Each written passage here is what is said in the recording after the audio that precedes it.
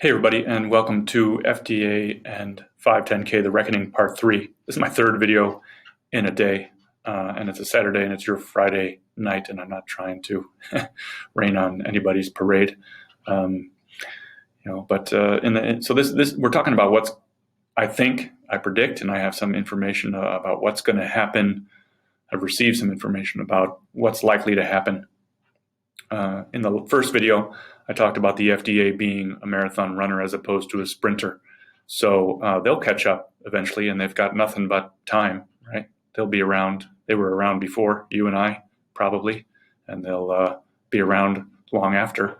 And they don't take lightly, although they may have, when they provide you a regulatory pathway under the emergency use authorization, and you decide for no reason other than greed and profit, as far as I can determine, to import something under a dodgy 510K. And of course, correct me if I'm wrong. Maybe it's not just about money, but anyway, if you import something off a dodgy 510K or non-compliant, they're not going to take kindly to that because they gave you a way. They give you two ways, right? PPE is unregulated. The emergency use authorization is waiving some of the requirements. So they gave you a couple ways to get the products in. But if you decide to come in under a dodgy 510K, well, then I think they may let you pay the price for that. So in one sense, those who have gotten ripped off may eventually be in a better position than those who imported a product. I'll get into that on the legal side of things probably early next week. And parts 4 or 5, and who knows. In the last episode, I talked about Thailand and the relationship. And this one, I'm going to talk about Vietnam and the relationship. And it's not, I don't have as much information, but let's just say a picture is worth 1,000 words.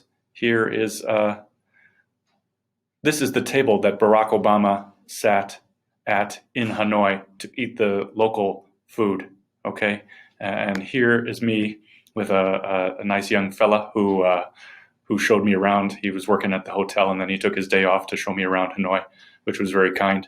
And so he brought me here, and that's me at the same restaurant. So Barack Obama went to Hanoi. Donald Trump went to Hanoi.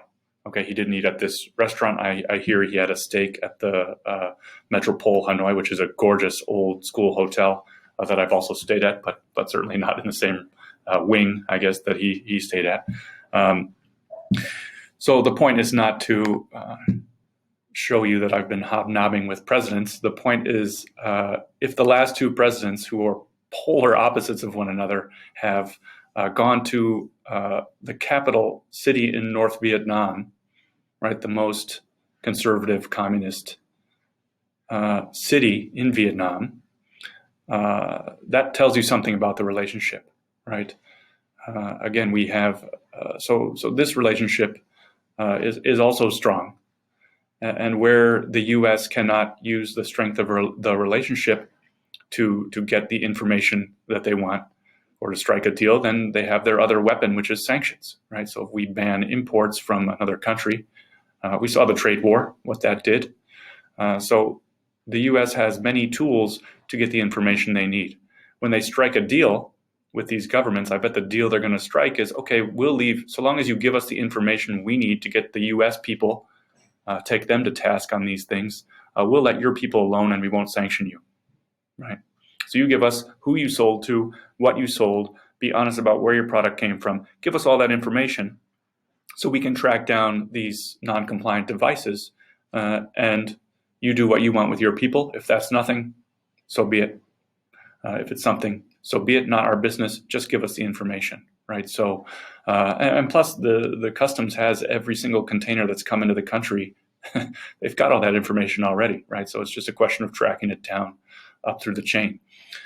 So that's kind of where I'm at now, trying to figure out how and when, specifically when this is going to start happening, or whether it's already started happening.